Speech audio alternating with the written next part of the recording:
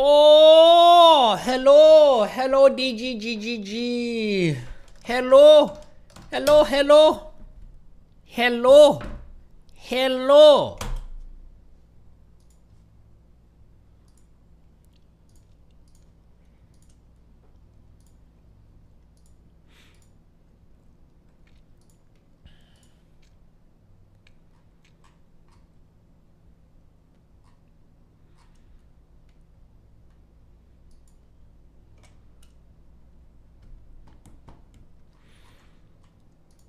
Fuck.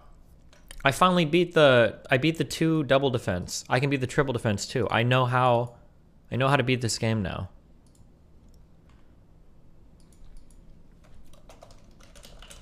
I figured it out last night. I'm sorry for those of you that missed it. How are we doing today, guys? How's life going in the big Y? That means YouTube.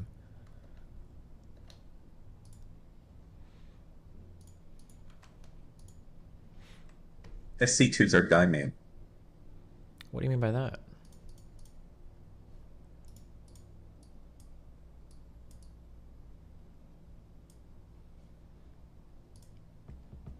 How? I didn't even know they were still... Oh, Factorio Space. Oh, shit, dude. I've been thinking about that. Aristocracy. Subtweeting you. Oh, aristocracy. Oh, hey. Did you want to fight today, bitch? I'm streaming right now. Let's go.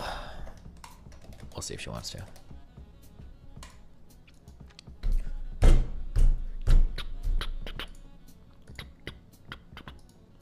Okay, Tesla towers equal trash. Frost towers equal Godstiny. Godstiny. True Godstiny.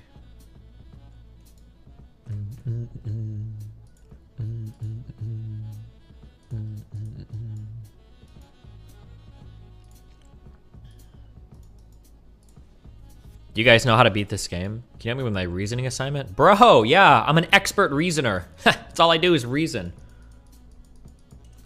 Pick up. I'm gonna spam call her. I'm gonna be that guy. I'm gonna be that guy. I am. I'm just gonna call until she picks up. I can't right now. Going to call you until you pick up.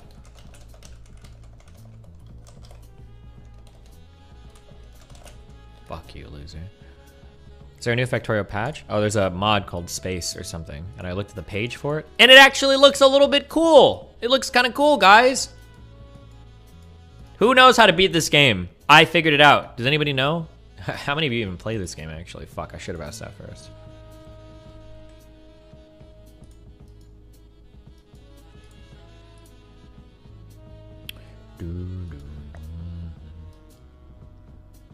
No?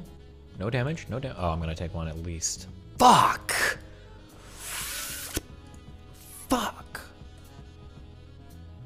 Tell me the strat? The strat is, you build out one lane super duper long. I thought that the whole map was pre-generated, but it's not. The map generates every time you build a new thing. So you have like one really short lane and one really, really long lane, and that's what you do, and then you win. I know, right?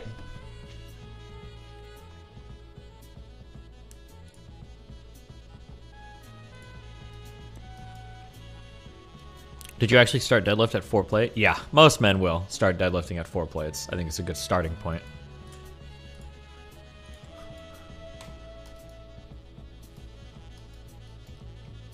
We're not doing gym talk today. NNN is on a mission to trigger the fuck out of me for my entire stream. I'm not gonna fall for it.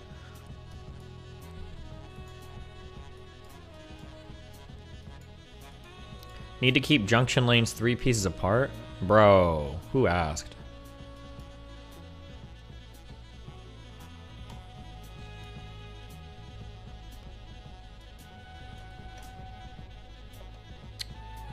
Right, what Hey, over? Stephen Cock, I don't cock if you're on this yet, but cock. Have you seen what is a Euro cock, cock, cock, cock? You're a cock. Cock, you're a cock. Euro cock. You are a cock. LLL, tilde, LL cock, Euro cock, banana, banana, is the most boosted man in America. Bitch, I'm one and young Weezy, man, this shit too easy. Different bitch for every season.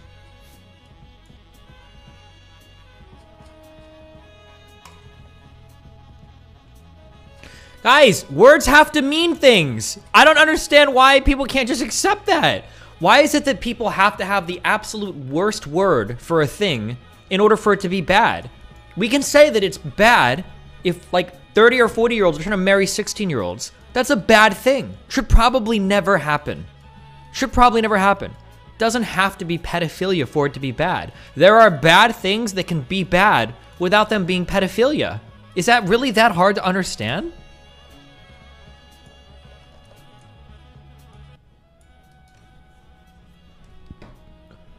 Like, what's next? Yeah, what's next? It's not pedophilia, it's genociding minors? What?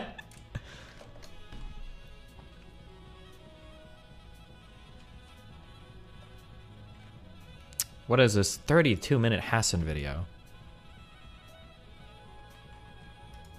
Big drama. Big drama. Kill it, kill it!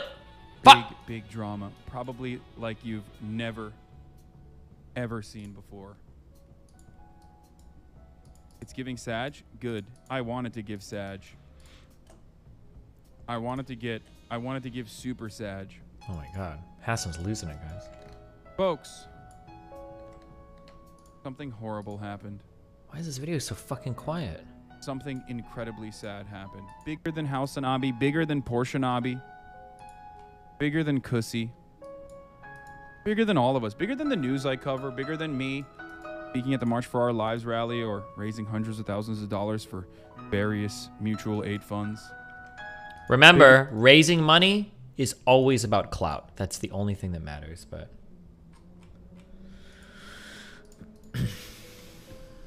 Okay. I don't know about XUC's neurodivergence, which he is open about, but you, my friend, need to seek help immediately.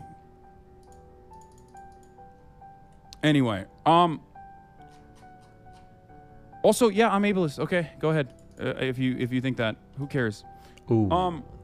Based and so ableism. Regardless, bro, what is happening over here? As I was saying, what were you saying, dog? It's been a while.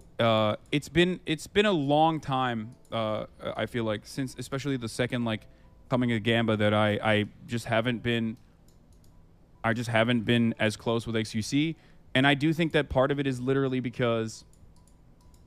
I think part of it is because like these dudes, I don't think are all that nice. Trainwrecks is the same too. Like, what? Hasan pretending that he chooses friends based on who's nice? Criticize the Gamba shit, but Train fucking does pot shots against me all the goddamn time.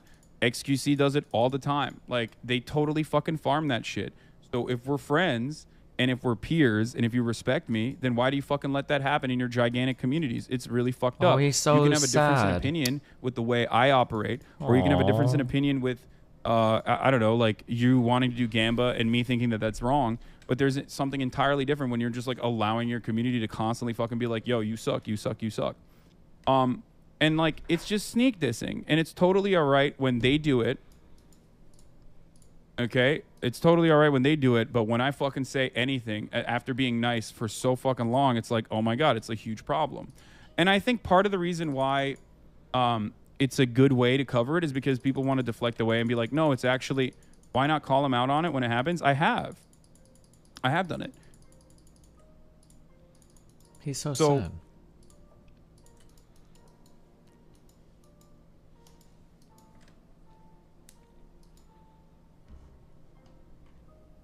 So that's it. Like, I've been very outspoken about being, do you see how the timing makes it look like you just got mad over the tier list?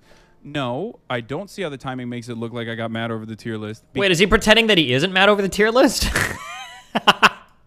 Is that what we're on today? Are we just...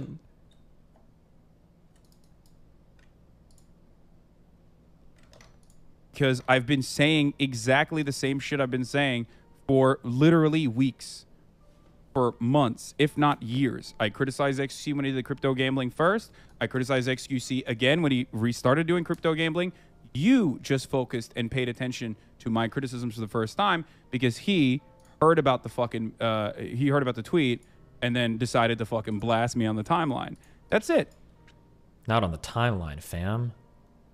Wait, what type of shit does X farm against you? I've missed what happened last week. No, he's just like, it's something that I see all the time. There are certain fucking big chats and big communities that like totally. He's mad that XQC doesn't ban people in his chat that are mean to Hasan.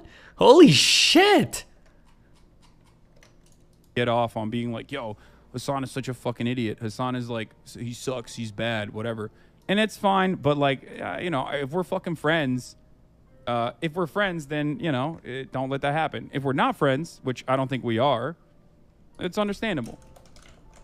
Like, fuck the tier list. The tier list is bullshit. Who gives a fuck? The tier list is completely irrelevant to the conversation.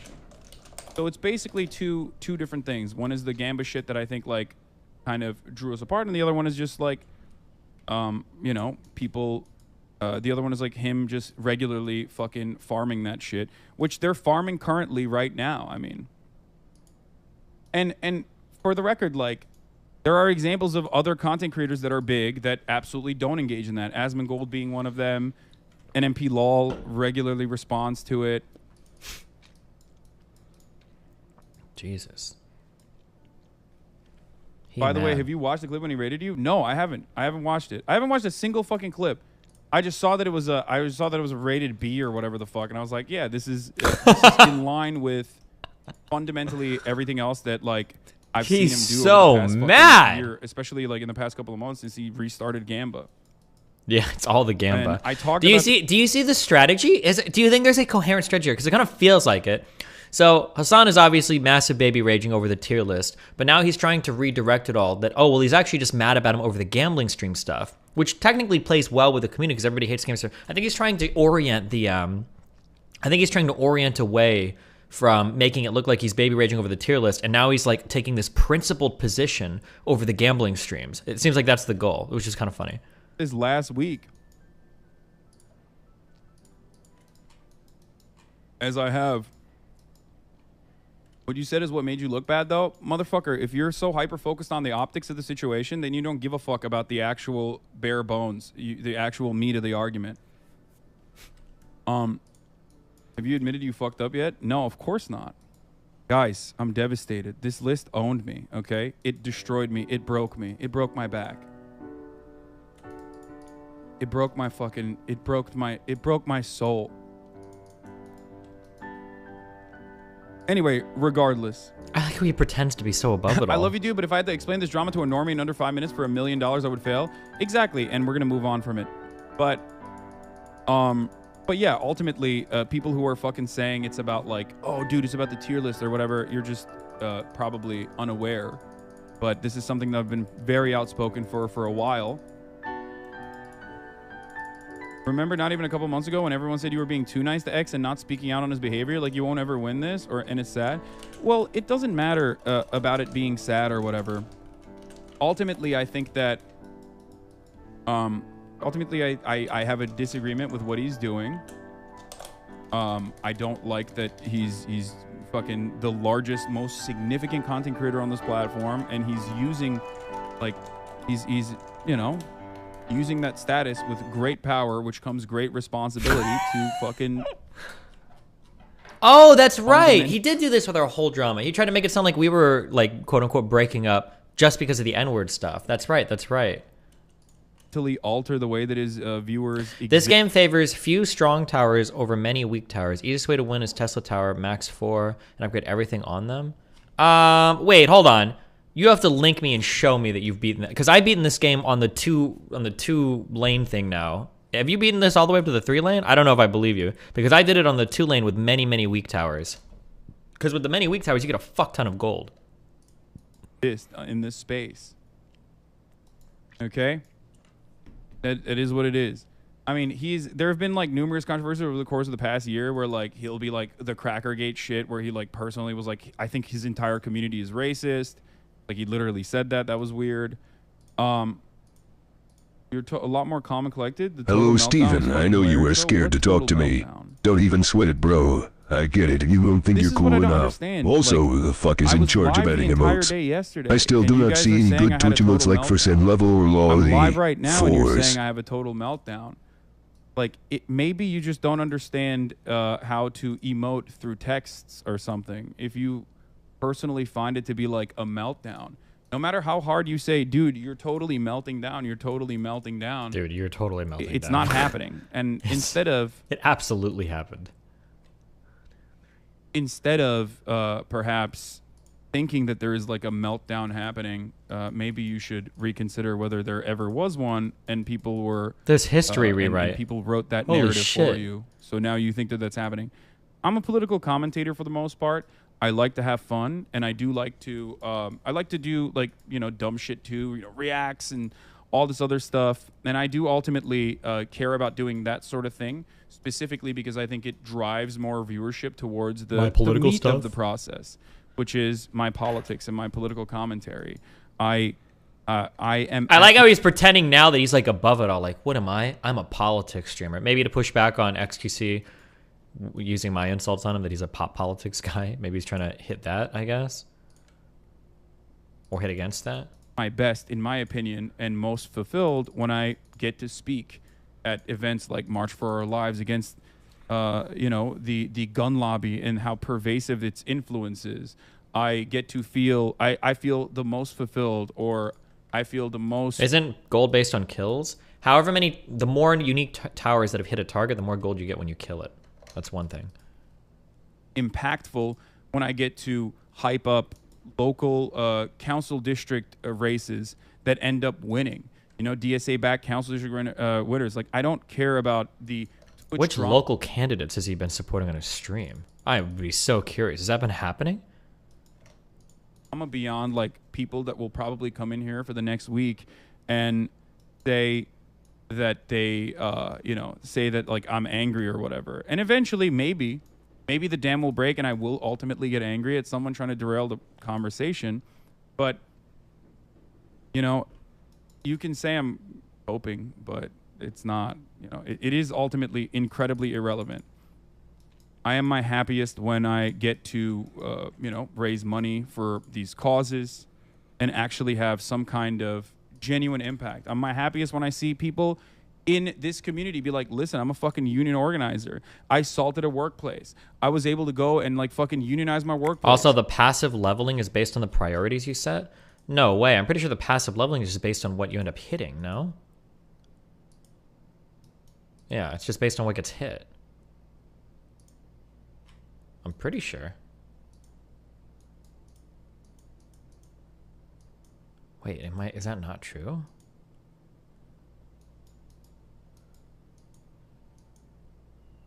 I'm pretty sure that's true. It's based on what gets hit. I was able to, you know, I was able to fucking, I got motivated by what you have said and lost like fucking 30 pounds, 40 pounds, started working out. That's why I love what I do. So you can, you know, you can sit there and assume that I'm like super, super mad. But if there is one thing I'm mad about or disappointed about, it's the fact that, you know, someone who I think otherwise is a very good person, okay, ultimately, who I think like has very kind moments, is still fucking farming gambling. That's and really all he's... to other people. I've said this very publicly. Holy shit. Many, many times over. This coat. But as far as like the personal drama part of it goes, it's not the fucking tier list. The tier list is completely irrelevant to the subject.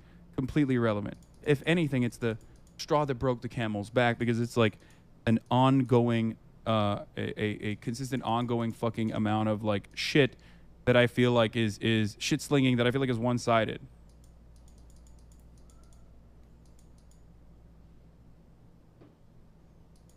Salting, for those of you who don't know, is when you join a union, or when you work with a union and you join a workforce with no intention of actually working there, but to actually unionize that workforce. That's what salting is.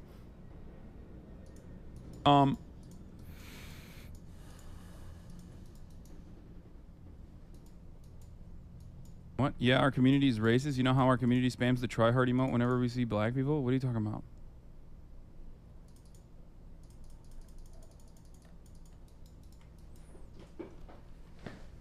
It was a tweet, right? People made it sound like you went off like you do on racist chatters live. Twitter beef is weak. It's not even fucking beef.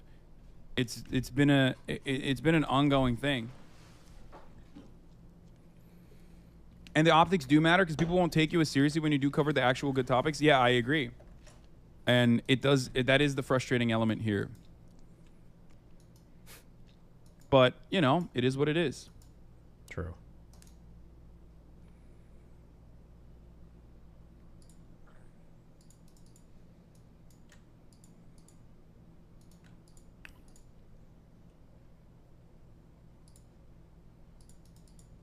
Also, people said frost capes are bad. No shot, you actually believe that.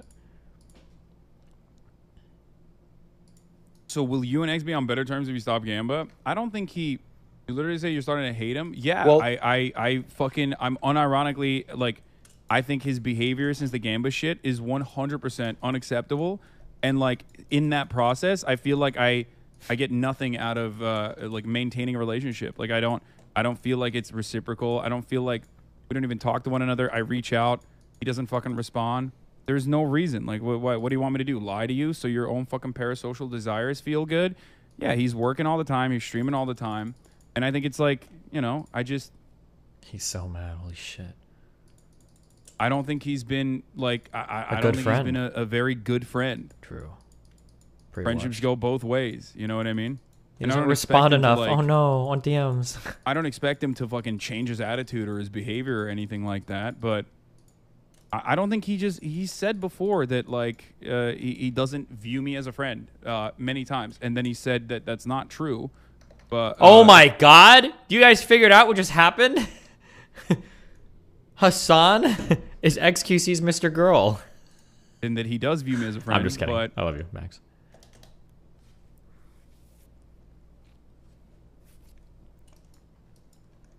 you know, it is what it is.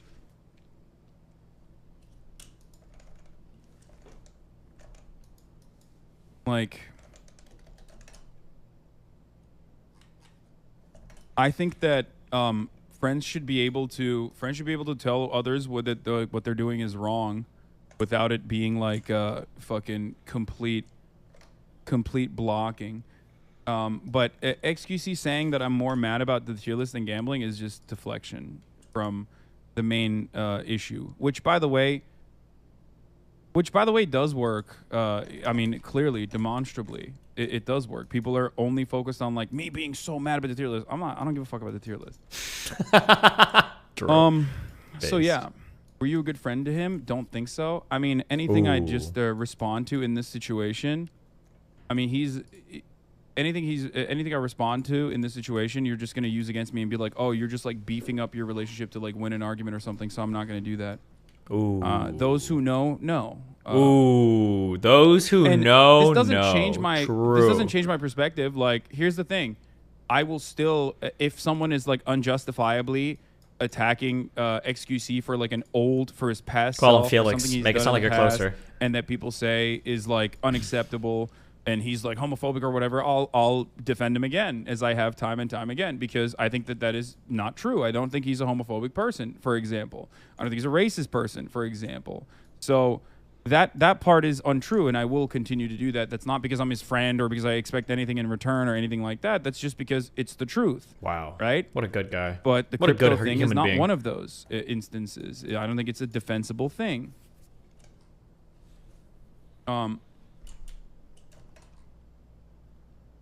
But yeah, no, I'm telling you once again, you might not want to believe me, or you might, I don't know, but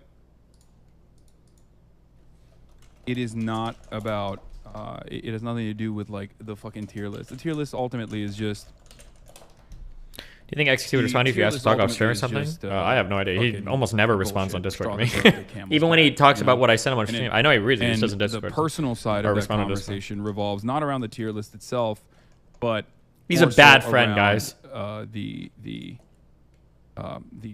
you know, our I guess relationship souring over the course of like of the past couple of months.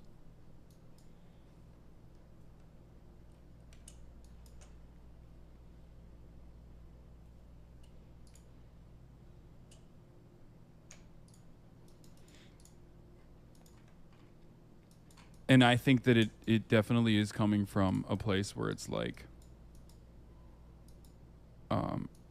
yeah, when the C-word drama, he said my community was racist, which I thought was ridiculous. I literally reached out to him directly, and, you know, in private, his conversation was much more reasonable, and I totally understood what he was trying to say. But in public, he straight up said to the largest fucking community on Twitch that my community was racist against white people. And, like, you think they aren't? Kind of fucked up. I mean, bro. There was a time when he like, what is it? He was like, wow, you're like celebrating people dying. Keep it up, sweaty. Like, really good job.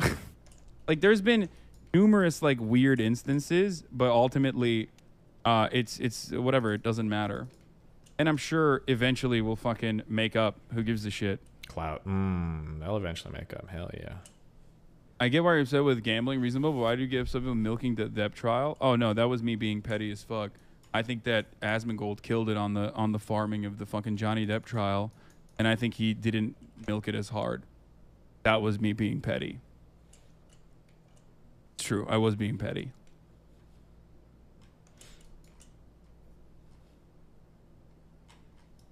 Straight up. Also, again, though, I think people always... This happened with the Nicki Minaj stands as well. I think people look for a reason to when they're like favorite, when they're stan, when the person that they're standing is like in the wrong, and they kind of recognize that it's in the wrong. The Barbs did the exact same thing. The Barbs did the exact same thing when they realize that they're like in a when they realize that they're in like a bad predicament, and they find that their favorite content creator or their favorite, like, you know, creator in general is like doing something that's unjustifiable. They look for like any kind of outside interference to direct their attention to, so that they can deflect away from the main problem. And the main problem is, and will be, and will continue to be what I had already said, which is the gambling.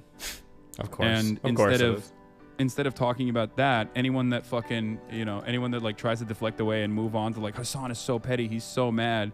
Yeah, okay. I mean, I'm not, but sure.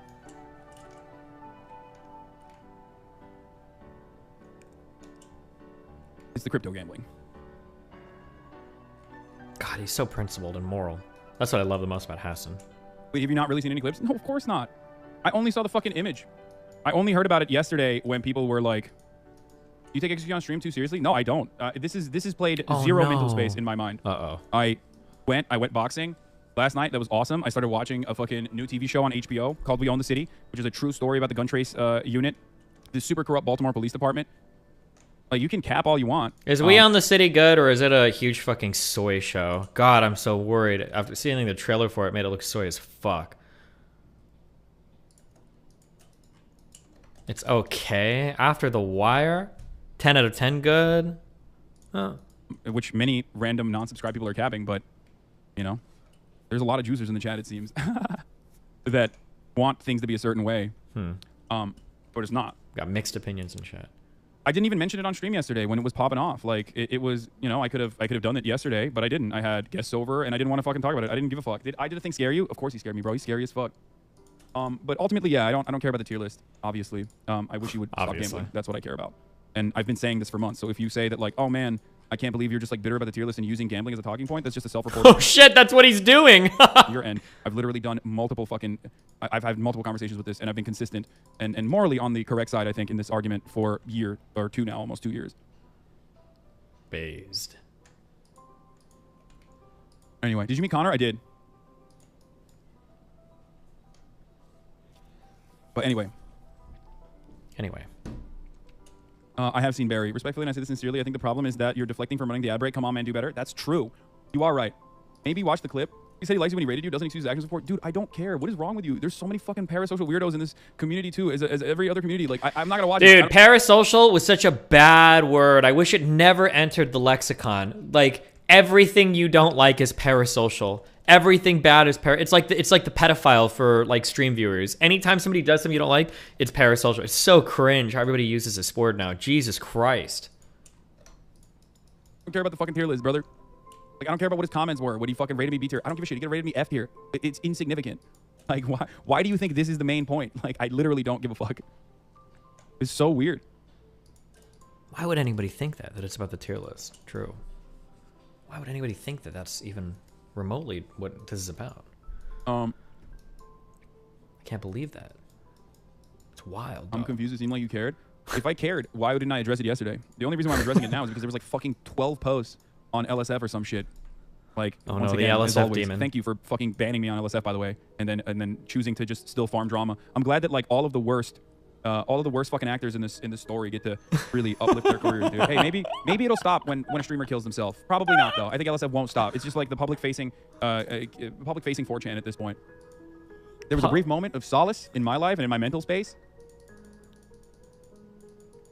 Bro, just don't open the threads. If you didn't have guests on, no, most likely not. Just don't watch. Just don't go there. Anyway, is it really that hard? Dude, this is so funny. You obviously care. Stop lying and saying you don't care. Please. Say you care, please. Say you care. I know you do.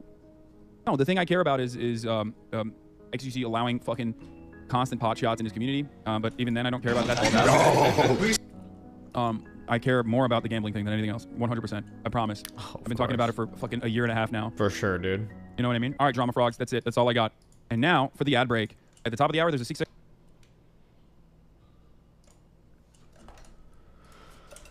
Okay, somebody wants to talk to me about trans medicalism or something, I guess. Fuck, I needed this to not end here. I'm gonna lose this run.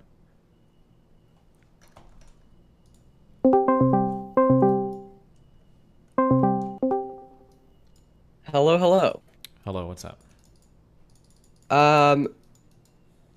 Do you think you're a trans medicalist? Yeah, I think so. I guess can you define trans medicalism for me? For parasocial. There's like 2 definitions. You've got like the mean one, and then I think the more reasonable one. But I think I'm the more reasonable one, but people would still consider trans medicalist. I think you need some kind of dysphoria to consider yourself trans. Otherwise, it's something different. I guess the really hardcore one is like you have to be actively getting HRT or pursuing SRS or doing something to be considered trans. But I would say the former. Yeah, I guess I agree that the meaner one is trans medicalism. I guess I hadn't heard the nicer definition because to me, as a trans person, having dysphoria and being trans is almost like tautologically true. Yeah, but nowadays that's not at all. Like you would be considered trans medicalist for saying that, right? Nowadays, I think on at least in the Twitter spaces and in the very radical like student spaces, now it's self-ID is king. There is no qualifier. There is no underlying fact of the matter in regards to being trans. It's just what you self-identify as is the only thing that matters. So, just to clarify, do you consider dysphoria? I guess can you just define dysphoria for me, like or how you see it? Yeah. So I guess dysphoria is the discomfort that arises between the feeling that your internal gender identity is mismatched with your, I'd say assigned sex at birth, but whatever your current sex is, basically.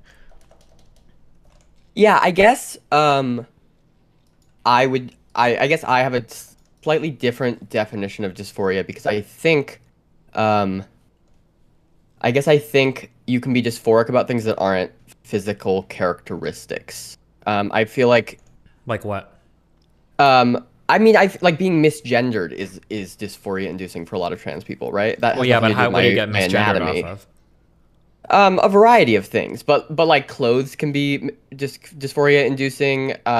Like I feel like dysphoria is more about like the discontinuity of how you're being perceived than it is about the actual like biology of I super disagree with that, I guess. I think that can be one part of the dysphoria. I think you can have like a social dysphoria, but I feel like there is like a very innate like sexual dysphoria as well. That like even if you were completely alone in your room looking in the mirror, like that can be an incredibly dysphoric experience. There can be a social dysphoria as well, but I don't think that that's it. I think there's another part to it too.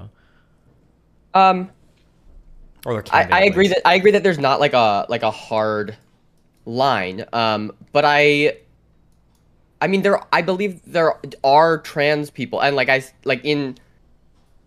think like the Twitter thing is almost a separate conversation because I think a lot of the most vocal people even especially trans people online are young and often not super connected to like real life community. But I think in real life, you have people who feel dysphoric, but don't seek hormonal or medical transition. Sure, but there's a difference between like not seeking it because you don't know the financial means to, because you don't know it's available, et cetera, versus not seeking it because you have no desire to. And if you have no desire to, I think that you are something far different than like a trans person. I don't think it's necessary. You can be something, but it's just, I think it's just such a different experience. I think it's a little insulting and negative overall to the discourse to even group those people in with other trans people. I feel like we are talking about two different groups because I feel like you're.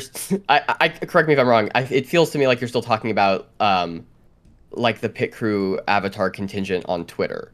I don't think we can. I don't think we can say that anymore. I think it's super bled into tons of mainstream culture now. I don't think it's just Twitter, right? You're getting like lots of mainstream orgs like tweeting shit like this. You're getting like hundreds of thousands of likes on a lot of these things that are going out on Twitter. You're getting like a lot of like.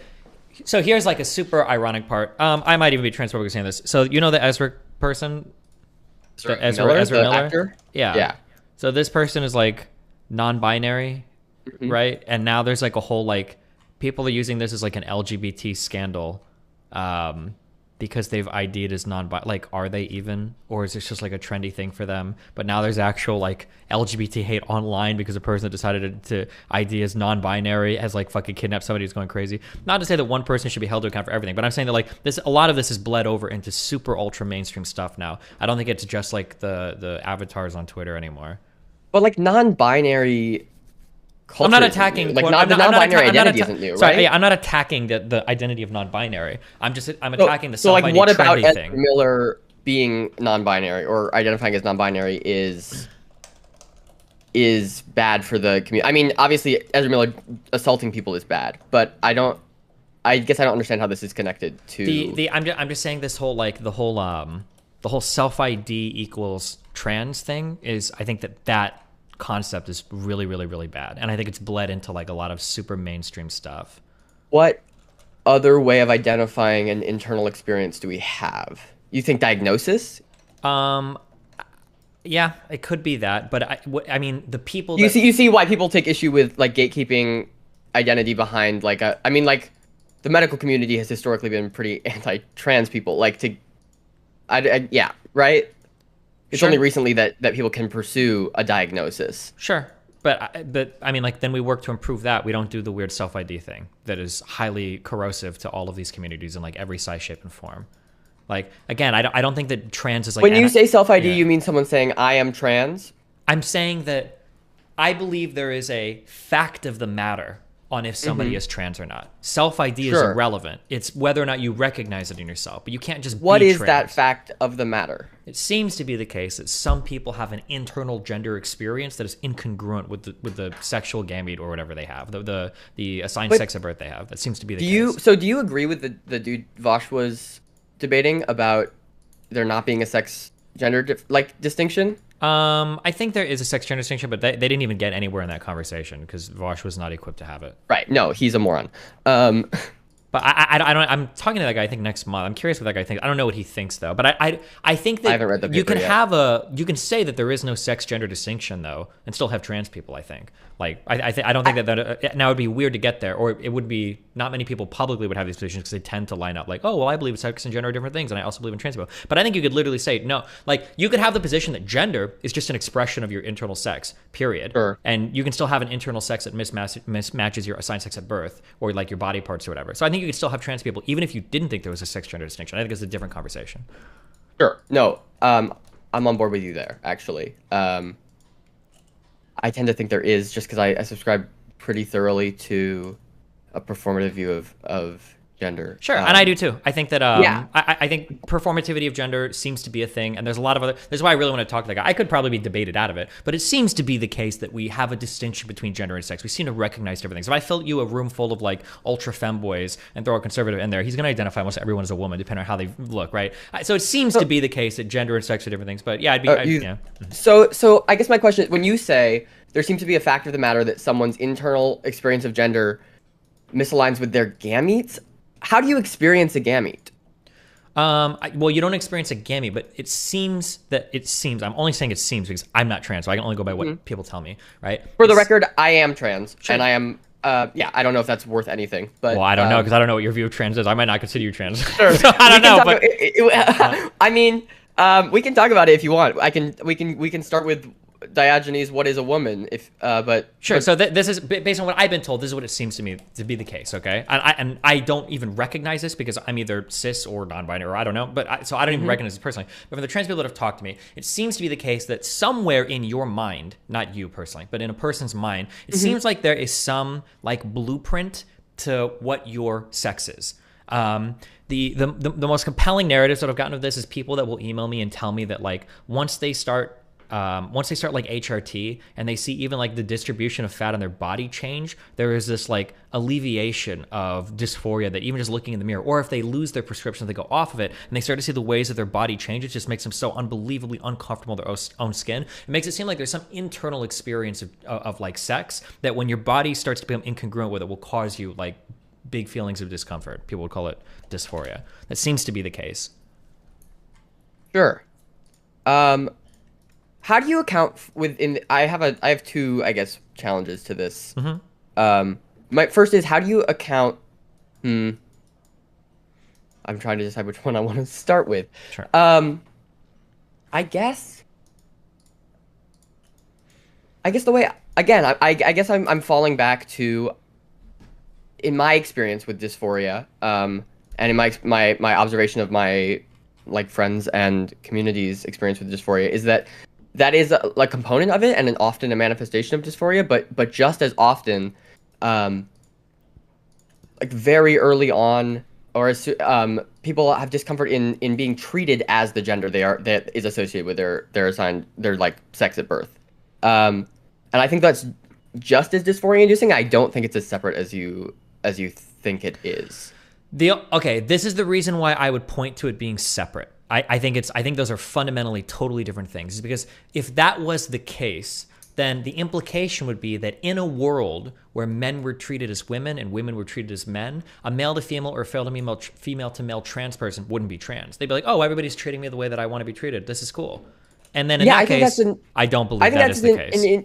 I think that's an interesting question of like, in a world with no gender, would trans people still be trans? And I think, I mean, you can't know, obviously. Well, again, I have to go by the things that I've been told, but it seems to be the case that the only people that I'm sorry, I'm going to be attacking you a lot of this conversation, maybe, but It feels to me like the only people that push for gender abolition are either cis people that aren't even aware that they have a total congruency between their internal gender expression, their internal gender identity and then their sexual gender expression, or what I would call fake trans people. That seems to be the only two groups of people that push for gender abolition. And then on the other hand, you've got like, I'll say, I'm going to use a heteronormative or cisnormative word, normal cis people that are like, oh, I'm like a traditional man or traditional woman. And then you have what I would call like the classic like trans person who's like, I am born in a male body and I just want to look and be treated like a female. Or I'm a female born in a male body and I'm a male born in a female body and I just want to be treated like a male. They're not trying to abolish treated like a male genders. isn't the same thing as I wish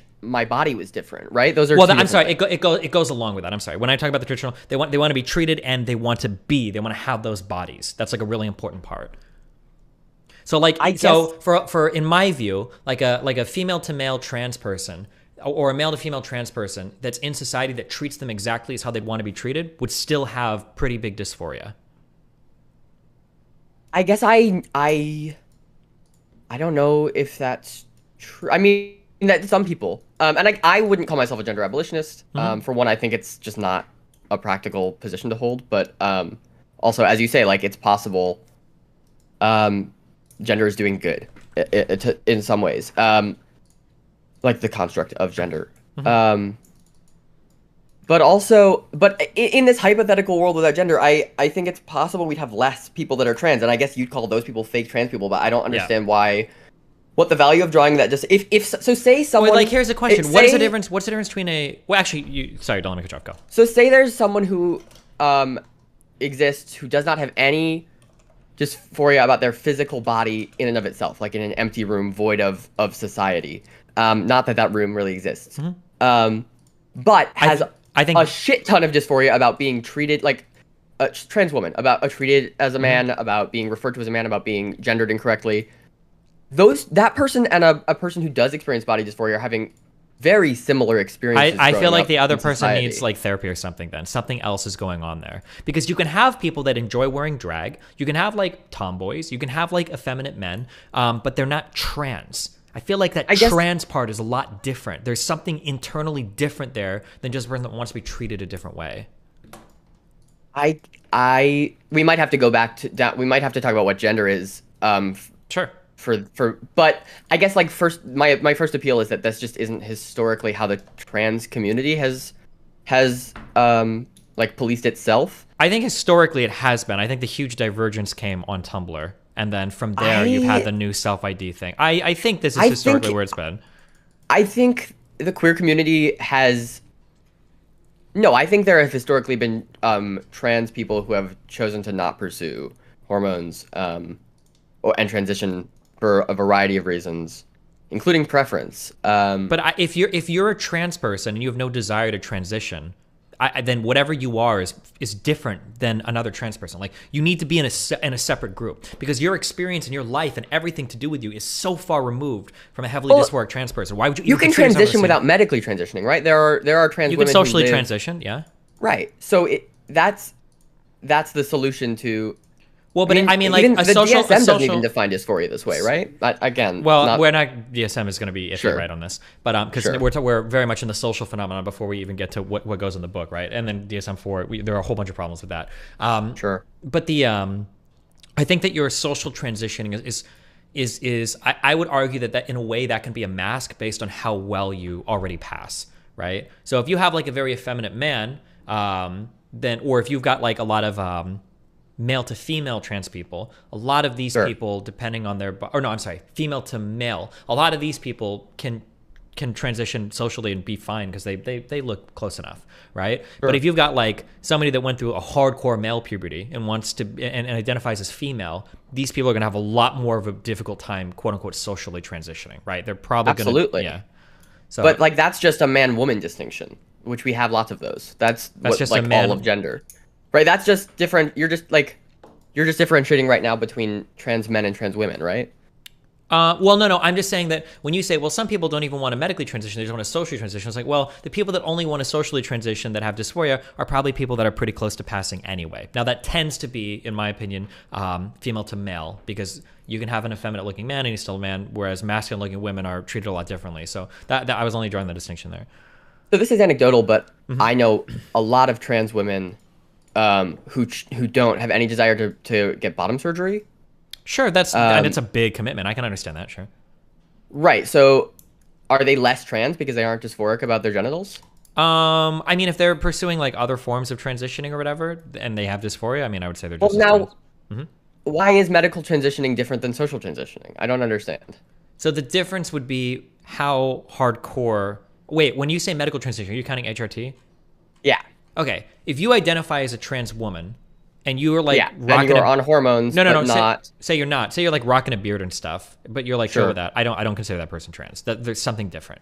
It's like an aesthetic for them. It's something different, I would say, because I think if you're if they're doing that out of like safety precautions because of the community. Okay, no, well, come on, that's different now, right? Like if you're doing it for safety or something, then obviously, well, no, that's an obvious line to draw. Where is this trans woman who runs around not trying to pass or be recognized or treated as a woman in any way? All over Twitter and in a lot of college campuses. That's what I'm saying. All over Twitter, they're all like 15 and they live in rural Nevada and hate that's themselves. not the issue. The issue is it feels like, just again, only reporting what I said, if you're on any college campus and you're a trans person that's actually trying to transition, there is no community for you, because every single trans support group you join is going to be filled with white women with dyed hair, septum piercings, who all call themselves non-binary and use they, their fucking pronouns. There are no communities for you. Neopronouns totally separate, in my opinion. You can say they're separate. That's fine. But it seems to be the case that these communities that exist all across college campuses don't exist for real trans people. It's for trans trenders. That's all of those communities are flooded with those people. And then you can look online, which you can make fun of online shit, but historically, especially for marginalized communities, online communities are nice because you can join them without risk of being caught in real life by crazy people, and you can be relatively anonymous. So online communities are really important too. And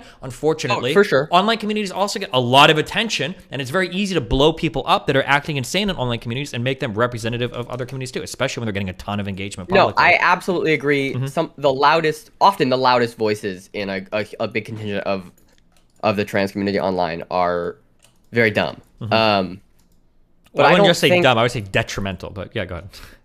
Sure. Yeah, sure. But I don't think that just because, like, the loudest voices in a lot of communities are very dumb and detrimental. Yeah, but it should be right? our responsibility to call them out so that it doesn't look like we're defending them. But I don't think that just because there are some loud trans people online who don't understand gender theory well enough to in their own experiences, that we should then start drawing really hard lines about who is allowed in community with trans people. I think we should. I think that the gatekeeping is really good, and I think it needs to be way more stringently enforced. Because I think that it feels like in real life, it feels like there are no communities for trans people, for real trans people That's anymore. just It's all just trendy not shit. true. You don't think so? No, I really think this is an online phenomenon. Like, I am immersed in a trans community. I live in Brooklyn, and I hang out with a lot of trans people. And in real life, there is such a diverse range of trans people, some of whom are not medically transitioning at all, some of whom have been on hormones for a decade, many of whom are on hormones but not are not pursuing surgeries. And just, like, I just don't think this is true that the trans communities are being flooded by like cis she-theys. Okay. Maybe and I don't not. think that you need to. I don't can't think know if that. I can that's only the go by. group- I can only go by like what people tell me. So I don't know how much you follow my stream, but I had a huge trans thing going on like 3 or 4 months ago, and I solicited emails, and I got like hundreds of people emailing, and it was one of the most common complaints that I had. That even on some of these, I always forget the name of this fucking app that apparently a lot of trans people are on, but in like college communities and on this app, you just get so many people that are. I'm just scrolling through, just reading a quick excerpt or whatever. For a bit of context, I transitioned at 15 in early high school. I'm 21 now. When I transitioned, this was barely even a thing that anyone knew about. I was the only trans person I knew. Non-binary stuff was only just beginning to exist, not like it is today. But by the time I got to college, that had changed, and it's honestly been very surreal. I swear to God, I've met like 30 plus in real life people at my school that go by some other pronouns or claim to be trans while just looking like ... normal cis people. Now I'm stealth, so like I'm not even really in specific LGBT spaces either. I've gotten dozens of emails like this. With people saying this. Maybe they're only going to really crazy schools, and I'm selecting just for those types of people. Maybe there are college students. Yes, maybe there are really good colleges in other places, and those people don't watch me because they think I'm transphobic. That is possible. I can't say that's impossible, but I've gotten like so many people who are emailing this stuff where it's trans people who are like, there are no communities that exist for me on my college campus. I can't join any of those communities because none of the people in there are transitioning, so they can't help you with that. And a lot of the people just seem like women with dyed hair that go by neopronouns. It seems to be like But again, I'm being honest with you. It could be that I'm selecting for a certain group of people. Maybe these types of trans people are more likely to watch me than the two cutes. Then I'm just kidding. Then other types of trans people that are in like positive communities. That could be the case. Yeah, I guess I just feel if the specific group of people you feel, I don't know. It just feels like a very online problem. And that like you not a problem worth calling yourself a transmedicalist over, because when you say transmedicalist, it reads as someone who believes that people who aren't actively pursuing medical transition shouldn't be allowed in community, and I don't think that is the case for Sure. a variety. But of reasons. I still disagree, I guess, with your take that physical and social dysphoria are like totally distinct. I feel like they're completely distinct. That's a big thing because I used to imagine they were all the exact same.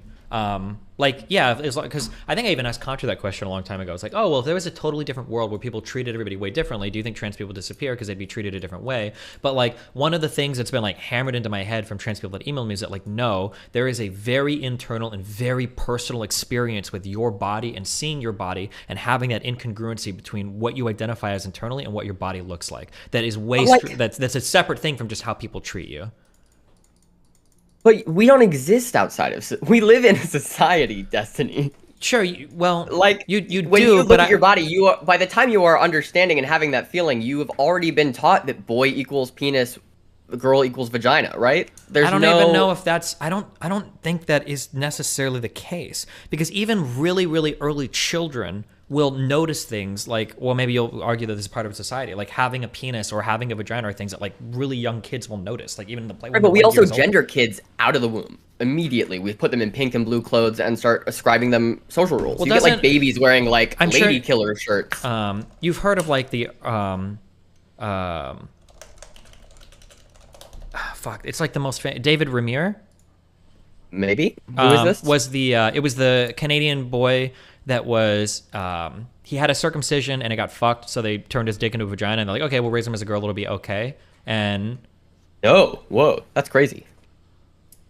Oh, that's weird. Sorry. Or yeah, I'm sorry. This is like it's like the case that people bring up when they talk about. This is happening right now? No. It's a person that committed suicide a while ago. But I think the idea behind this, the doctor, one of the ideas was there was a psychologist that oversaw this case, John Money, and his idea was that gender identity is a social construct. It's like a thing that we learn gender stuff. It's completely performative, and there's no origination in biology at all. So if we, turn this guy's dick into a vagina, like, we'll be okay. We can just raise him as a girl, and it should be fine. And this guy had like severe depression for his entire life, the David kid, until eventually he killed himself, and he was just fucked for his whole life. And I don't know. I feel like cases like that push back on this idea that gender is just this malleable. I am empathetic towards that view because I had that view until I was like 32, to be honest. Like, I figure like I could grow up as any gender. Who the fuck cares? Gender is a social thing. But it really does feel like, in talking to a lot of trans people, that there's like a fact of the matter.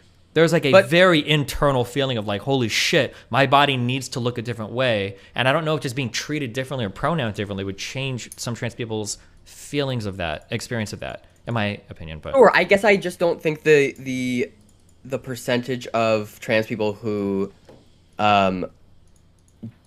I think the percentage of trans people who don't experience any body dysphoria but experience severe social dysphoria is high enough within the trans community that it's not worth like labeling one as real trans and one as fake trans. I mean, yeah, I guess I disagree. I guess often those experiences manifest as a thing. Like someone who only has social dysphoria is still going to really strive to. It might even pursue hormones because it absolutely there's. I mean, I've been on HRT for almost 2 years. And a huge chunk of it is because I know it will change my silhouette. It changes my face structure, like fat realignment, and I know that will get me gendered the way I want it to be. Yeah, but it's not just about somebody. It's about people seeing you as the gender you want to be seen as, right? Yes, right. But like in a genderless society, it would still fuck with you, right? Yeah, but probably less. So here, I don't have this. And I just think I think it's a spectrum. You see. Okay, so I don't have an email in hand. Trans lady emailed me this. This is one of the best emails I've ever read in my entire life. Okay, so because of this email, I'm against pronouns. Okay, or people announcing pronouns. But she basically had a whole thing where her argument was, why do we care about what pronouns people use when they talk to us? And the reason is because we have a mental model of ourselves in our mind, and other people have mental models of us in their mind. Now, when we communicate with each other, we can never truly know what the other person is thinking of us, right? We can only go by what they say. We can't like dig into their mind to find out, right? Sure. When somebody uses a pronoun that misgenders us, the problem isn't that they misgendered you. Who cares what they say? The issue is that they perceived you. Yeah, well, the issue is that you've now identified that their mental model of you is highly incongruent with your mental model of yourself. They see you as a man or a woman, and you see yourself as a woman or a man. And that's the issue. So when people misgender you, I don't think it's just because they're treating you away or whatever. That's a proxy for instead, how do they see me in their head? I think that's the issue. So when we talk about like gender abolition or in another society, like you still want to be seen. And this again too, another thing with trans people that pursue HRT and FFS and all these other things, like they don't want gender abolition. They want like gender euphoria. They want to be perceived as the gender that they identify as, and they want to go through society as that. Not as an amorphous blob that is called they, them, but as like, hey, I feel like a woman and I want to be treated and seen as a woman. I want people to see that in me. It seems to be the case. Sure. I'm like with you up to this email got you against announcing pronouns? Well, yeah, because what they told me was that like their irritation, and this is something that's been echoed by a ton of people, is that if you announce your pronouns, you've completely and totally destroyed the whole purpose of pronouns. Because she said that when somebody looks at her and they use she, her, it feels good because they see her accurately. But if she says at the start of the conversation, hey, my pronouns are she, her, well, now she's totally eliminated any gender euphoria she gets from somebody calling her those pronouns because she told him to call her those pronouns. Does that make sense? Sure. But what about a person who doesn't have and announces their pronouns because then someone using it is communicating that they respect you enough to attempt to because I don't think those trans people model. Because I don't think trans people want respect. I don't think they want somebody to say the pronouns because they respect them. They want them to say those pronouns because they see them as that person. Sure, but for some trans people, they like for non-passing trans people, it's like I think there is a comfort in understanding that someone is willing to attempt to refigure their mental. It's like we understand that pronouns are politeness, right? Like that's a. No, I disagree with that. I think pronouns communicate ideas. I mean, pronouns are absolutely, but. When but like so another reason why I'm pushing against this too is because because I've gotten this thing a lot too where people are talking about how like the politeness thing is people will getting clocked by very woke people as a trans person and then being treated hyper-genderedly because of that. It's annoying. So here's like just super quick quote. Just a super quick quote on this, okay? Gender dysphoria is about as close to IRL body horror as you can get. Being trapped in a body you know isn't right for you as hell. I constantly worried about my appearance. I fretted over things no one else would notice, and I always felt like I was taking up space for real, read cis women. Online, everyone might go, yes, queen, you're so valid, of course, you're a woman, you look so good, but those are just words, and most of the time they feel like lies. Sometimes they are. The reality being trans is, if someone can tell you are trans, if they can clock you, they almost never consider you a member of the gender you identify as. You are a fucked up man or woman, depending on how bigoted they are, a thing to them. Which is, and I get this a lot, where people act like just because I'm being clocked by a woke person, and then all of a sudden they're like asking my pronouns and stuff, that feels just as shitty as a conservative clocking them and being transphobic. Is something that I see over and over again. Here's another quote from this. I had a friend of a friend clock me like this in a woke way and was sort of put off by it. My friend couldn't understand why I cared at all. Worse than being clocked to me is when people who do know I'm trans try to virtue signal this allyship to me, like go out of their way to say stuff like, hey girl, when they don't normally speak to people like that, and I can tell. That shit makes me physically cringe and more othered than when someone actually does just misgender me. But some people do like that shit. I don't know, it's on my perspective. These are just like random emails I've gotten over this. Yeah, no, I resonate with a lot of these experiences in that if someone fucks up and then spends the next 30 minutes like overly apologizing, it feels like awful. Yeah. But if someone misgenders me and then corrects themselves, I feel way better about it than if someone is misgendering me intentionally or misgendering me and not correcting themselves, because I understand that I feel like living as a trans person, and maybe this is not true online because I've watched ContraPoints get canceled 8 times. For everything, You have to have some sense of realism about where trans politics is, right?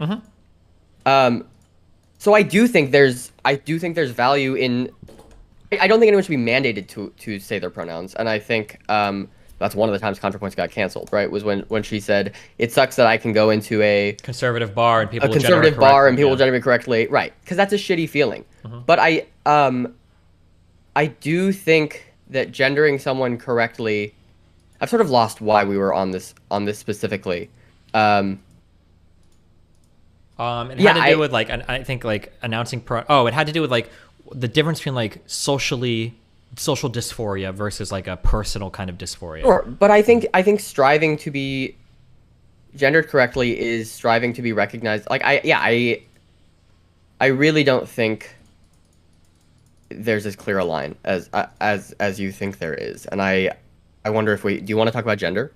If you want to. I mean, and also I can kind of meet you halfway in that like the line might be blurred because, for instance, like somebody being treated a certain way might make them feel a certain way about their body. So there might be some crossover there. I don't think. But what I'm saying is that like anyone a 6'5", broad-shouldered, chiseled jaw, male to female, isn't going to feel good just because everybody around them is using she, her. That's what I'm trying to say, right? That there might be like some blurriness at the edges, but this is a person that is probably always going to look in the mirror and see themselves as being totally incongruent with their internal gender identity. But that's because they are indoctrinated into the gender structures that we have. Yeah, like, but that indoctrination is 100% biological, right? This is what do you mean? The spectrum of all the traits between men and women, they are falling so far outside the norm of what a female looks like that it's like no society is going to be able to ameliorate that. You're always going to feel fucked. you could imagine a society in which those traits are associated with women, right? Yeah, but it would be not. They would be With the woman gender. It would be not with. Not well, with no, X, not with the woman X, gender. X No, chromosome. considering that gender is almost always like tied into or like an abstraction from some sexual traits. Almost always. Yeah, historically. But we live in the 21st century and understand that trans people exist. But that we're not. But trans people reinforce that. I don't think they escape it like a lot of people wish they would. Like, people look at trans people and they're like, oh my God, like, this is finally our ticket to gender abolitionism. And I think a lot of trans people look at it like, fuck no, I feel so fucking strongly about gender. I'm killing myself over it. Like, I think it's exactly the opposite. But you agree that we can, but like almost by accepting trans people as legitimate in their gender, we are expanding the boundaries of what a gender can be, right? I disagree, because if the boundaries were expanding, then trans people need to fucking chill and stop. Like, why the fuck are you killing yourself just because you're dysphoria? You shouldn't have dysphoria. You can be anything you want to be. But I think trans people are literally very slowly. No, I don't think so. It doesn't seem to be the case. If that broad-shouldered 6'5" woman were to transition, she would still be broad-shouldered and 6'5", and then we would say some women are broad-shouldered and 6'5". But they would always have that inner dysphoria that is causing that incongruence to make them feel like horrible. But if enough women were 6'5" and broad-shouldered, I don't know if they would. When you say if enough women, but that it just isn't how our species works. There aren't that many women. That's an incredibly rare thing. If we grew up in a society where it was totally normal for women to be 6'5" and broad-shouldered. Yeah, but you're talking about not humans now. These aren't humans. No, you're talking culturally. No, culture. What does that mean? Like, if every like, high. Oh, you're telling. No, okay, I understand what you're saying. I just disagree. I don't think that. I just don't feel that way, or based on what I've heard. But maybe I could be wrong. I'm not trans, so who the fuck knows? But sure. it doesn't. Oh, you're not. I'm not trans. And yet your Twitter bio says genderqueer. Does that count as trans? Oh, I think it. Not necessarily. Actually, there's a lot of non-binary people who don't consider themselves trans. Because I think in real life the community self-regulates pretty healthily. It doesn't feel like it based on everything I've been told. It sounds like the regulation is fucking abysmal right now. But that again, I could be selecting for just people that are. I already agree with that.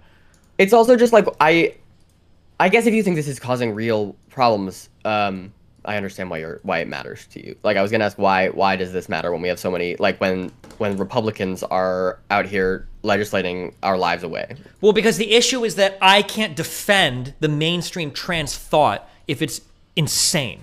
And then I have no leg to stand on, and progressives have no leg to stand on. Because it's like, listen, we should be fighting for trans healthcare for minors, for people that are 12, 13, 14. They're going to know if they're fucking trans. If you're starting puberty, you're going to know if you're fucking trans. You're going to know if something is wrong, right? So we should be fighting for their rights. We should be fighting for adults. But I don't have any position where I can say that. Because if I am saying that, the people standing next to me are saying things like, oh yeah, and also there's no difference between trans women and cis women biologically, and also 4-year-olds can be trans. So it's like, well, fuck me. I can't stand next to a person like that and have these positions. I look fucking insane. Or like that Miss Universe tweet that went out today saying, like, we can't talk about women having periods. We have to talk about people having periods. Like, what the fuck are we talking about? Like, they're like the same, when the same positions disappear. Can you explain to me why that's a bad tweet? I don't understand. Because periods are a result of the female biology and anatomy. Of the female biology, but you acknowledge a sex-gender distinction.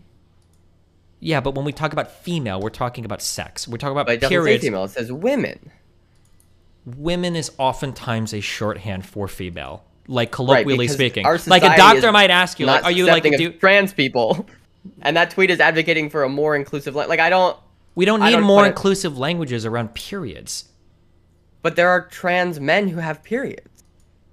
All of them. Yeah, but it's not men having periods. It's female bodies that have periods. Also, I'm not even sure if trans men do have periods if they're on HRT or TRT or whatever they would take. It varies. Sure, but like the period is coming from the female biology, right?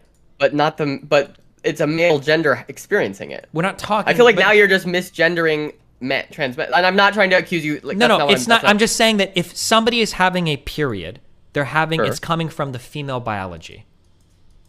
Sure. That's all I'm saying. So when we talk about like females, no one is denying that. Okay, then why would we talk about people having periods or persons having periods? Because if you only say women, then trans men feel like they are being misgendered when you refer to them as women. What right? if we say what if we just say females have periods instead of people? Because people doesn't make sense. People don't have periods. Men don't. Males don't have periods. People who get periods get periods. We use person first language in like a lot of other person right. First. We use person right. People with disabilities have disability. Like we use person first language in a ton of other areas. First of all, I'm not even sure if the disabled community likes person first language. I've seen weird shit back and forth on that. That's fair. But regardless of that, I'm just saying like this is an area where it seems pretty easy to say like female bodies have periods, and naming that to like a breastfeeding person or like agree. A period having person is like really, that's a strange hill to die on. Female, well, I feels like it's a strange hill to die on for you too. No, it's not, because this is something that you're not going to convince 95% of the population on. So when these are the battlegrounds that are being chosen instead of the most defensible positions, then the problem is when those positions start to evaporate, there's nothing left behind them, right? Because if these positions get knocked down, well, how the fuck are you going to fight for anything related to trans people? Because it all seems insane now. You think? I guess I don't understand. Like you understand that women is a gendered term and female is a sex term, right? Like well, kind of, but we use them interchangeably, so it makes it more hazy, right?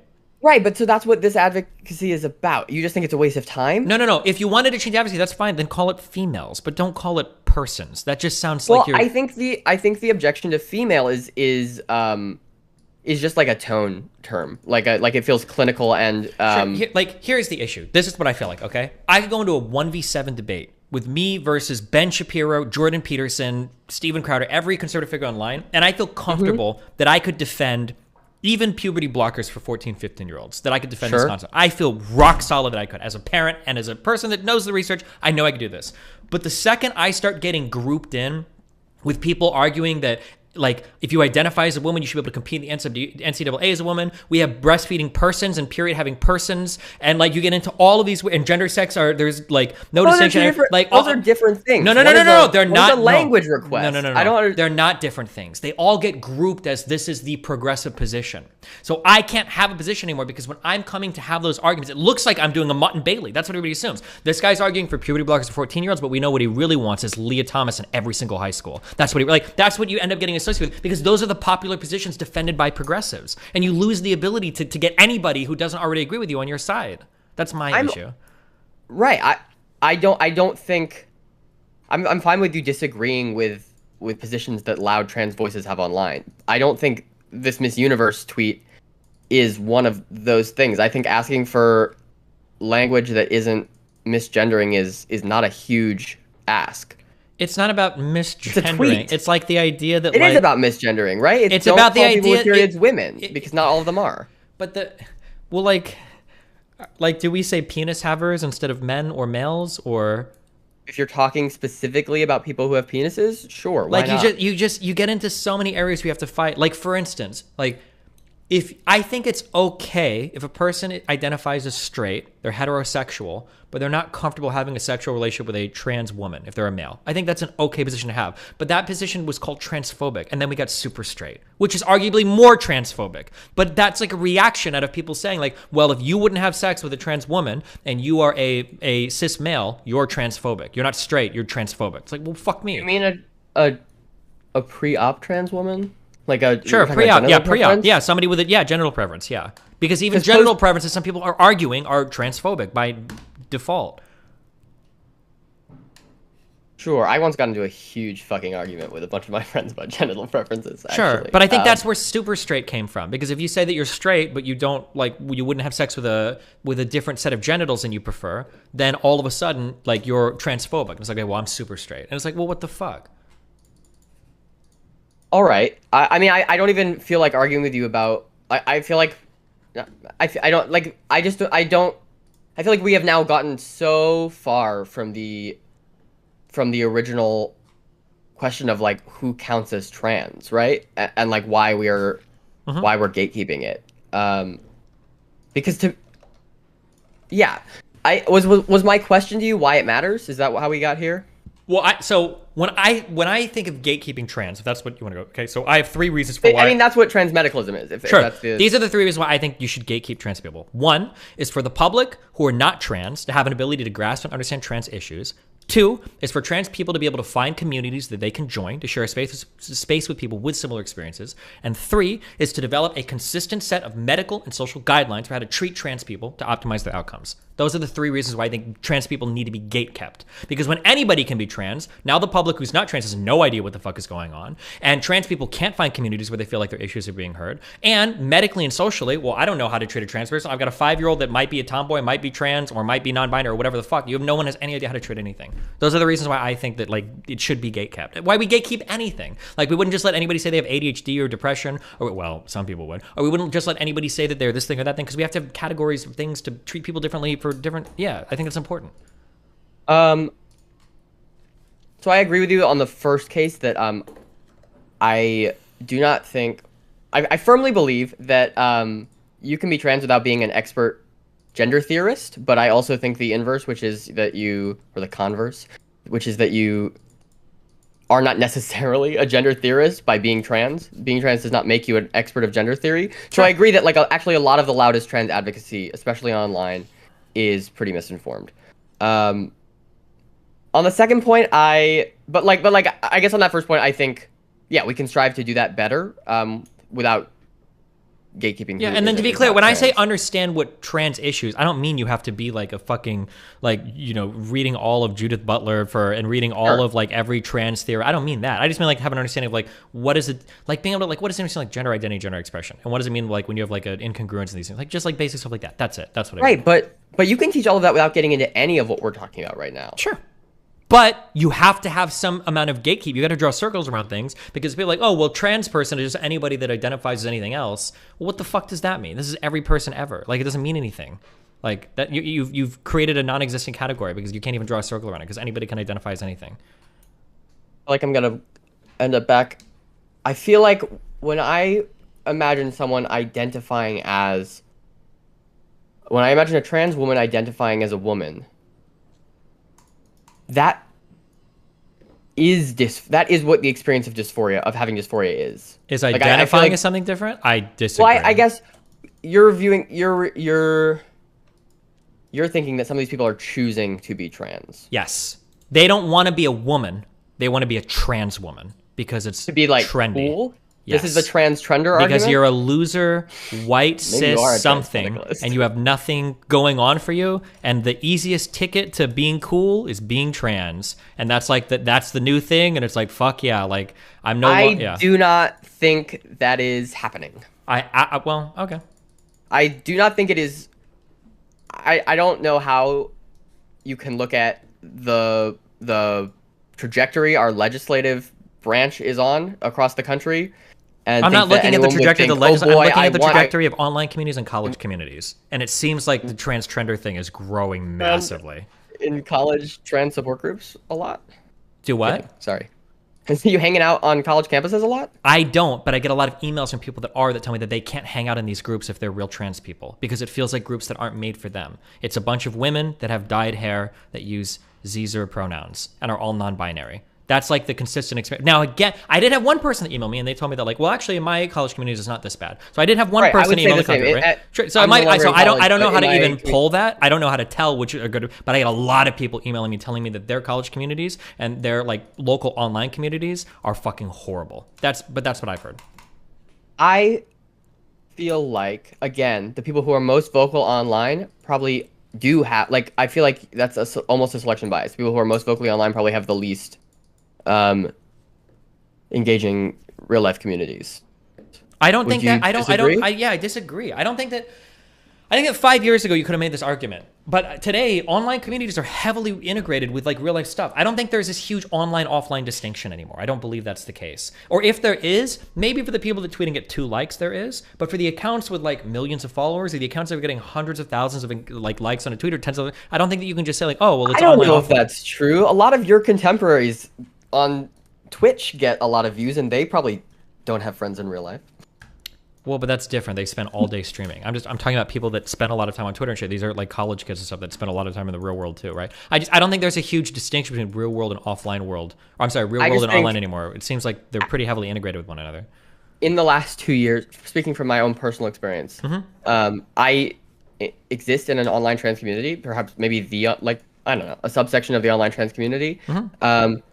But over the last 2 years, as the pandemic has sort of chilled out, and I have found more in real life community, I've been less engaged online. And I feel like that intuitively makes sense to me as a mode of, and that you're more concerned about like community dynamics online if that is a more integral part of your social life.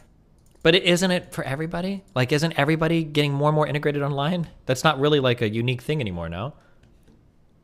Sure, but I think if you have on in real life community as well, you're going to be less concerned about who is dominating conversation online. Like, you say that, but the issue is like these people are setting the tone for a lot of the discourse, even nationally sometimes, right? Look at how big of a deal that Libs of TikTok account was. And this is something that is online on Twitter, taking TikToks that are online on TikTok. And this is something that's getting talked about by, didn't Tucker Carlson run segments on this because of the Taylor Lorenz doxing the person? Like, Tucker Carlson will run segments on a lot of like Tucker Carlson is one of the most popular talk show hosts in the United States. Sure, absolutely. So, but like, he's going to like that's what him and Crowder and the rest of them do is find.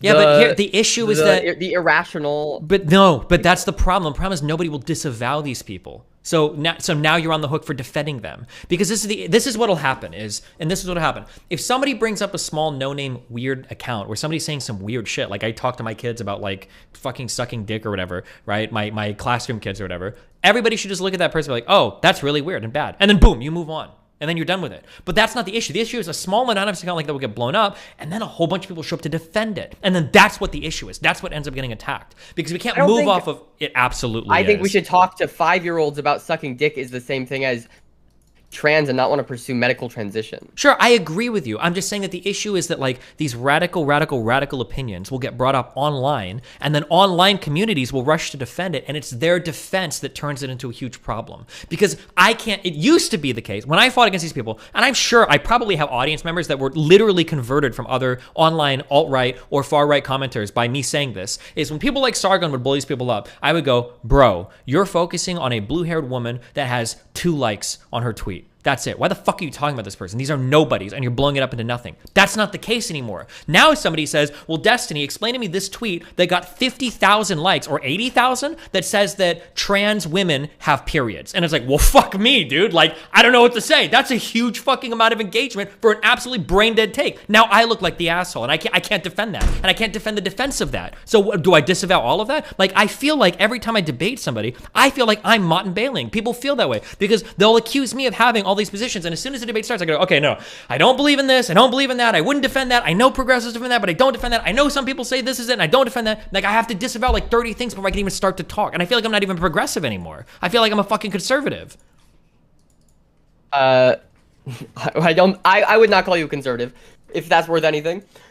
No, I still don't think, I think we can disavow all of these bad opinions. I mean, I think... But we don't. Did we resolve the fucking... Sorry, no, absolutely. You're right. Online trans... I will agree with you. I'll agree with fucking Vosh. The online trans community sucks a lot of the time. Vosh doesn't say that anymore. He's a simp for them, but go ahead.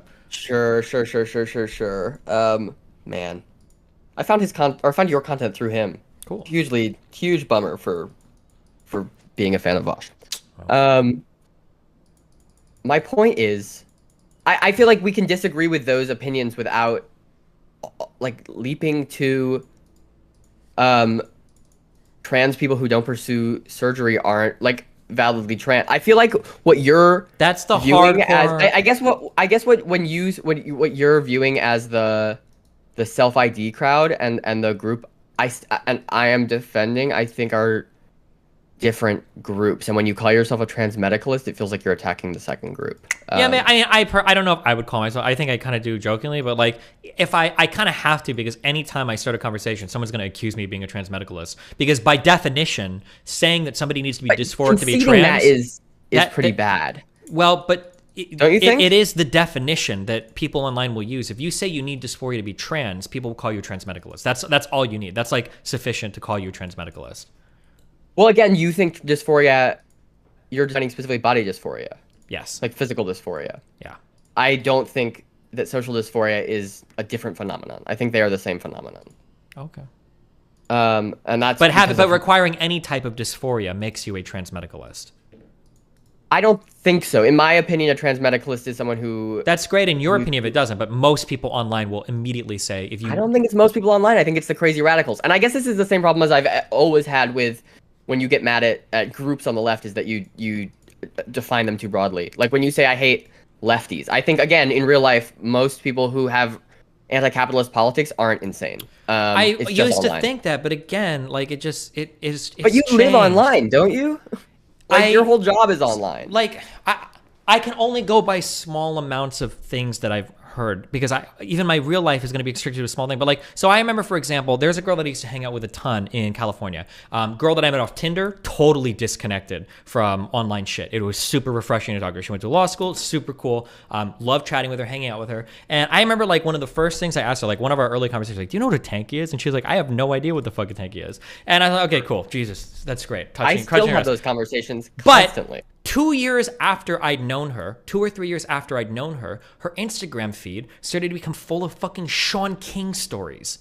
And in like 2 or 3 years, she was starting to echo to me every single insane and absurd fucking talking point that I was hearing on Twitter, now in real life. And I'm like, fuck me. As soon as I started seeing that guy showing up on her fucking Instagram story, I was like, oh no. And I remember messaging her, I was talking to her, I was like, hey, like, what do you think about this guy? She's like, oh, I don't know, I saw stuff, like he does a lot of BLM stuff, so I think it's cool. It's like, okay, I guess, yeah, that's cool. And then slowly over time, she's like on board with the entire, like, Biden is worse than Republicans and all of that shit. I was like, what the fuck happened to you in 2 or 3 years? And that was like the most this is a girl I found on Tinder that had nothing to do with online shit at all. I was like, well, fuck me. Like, but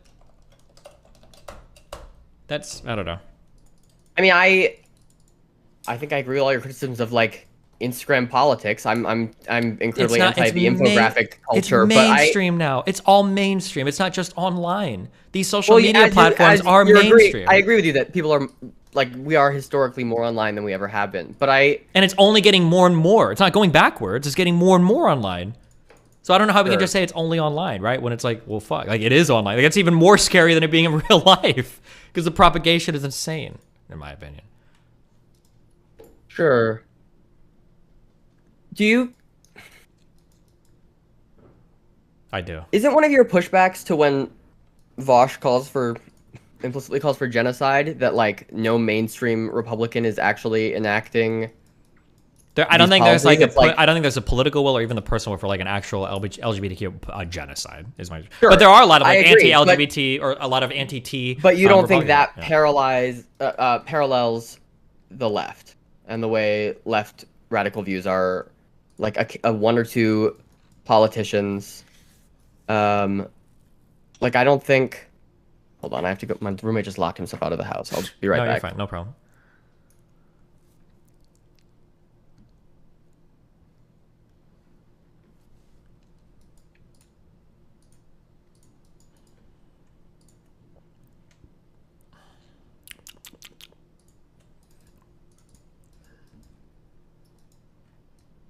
Hey.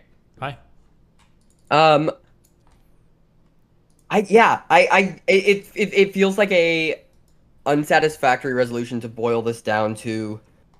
I think this is a more online problem than you think, because like there's not a way to really resolve that. I mean, it's showing. I mean, like you're getting NCAA women writing letters saying shit like, "Hey, this is bullshit." Like, why the fuck are we having like these types of trans athlete debates? Like, this is the most unfair shit in the world. Like, that's not online. That's super mainstream. It's a super mainstream conversation, and it's being defended and attacked in the mainstream now, right? So I don't know what we can call like online. I don't know what that means. No, I don't think anyone legitimate is arguing that if you're a trans woman who does not seek to medically transition, that you should be allowed to play sports. But people are saying if you're a trans woman who's going to HRT for 1 year, you're like the same as a cis woman. Like I don't know any of the numbers on it's enough that like so people I don't need to get into that. I'll even concede the whole trans sports thing to you if right now for the sake of that. I don't care if you concede it. That's fine. My issue though is that it's still being defended publicly a ton. That's the issue. Go ahead. I don't understand how we've again jumped to this when my contention is like I feel like you can address all of these issues without gatekeeping who gets to be a part of a community that you don't even consider yourself a part of.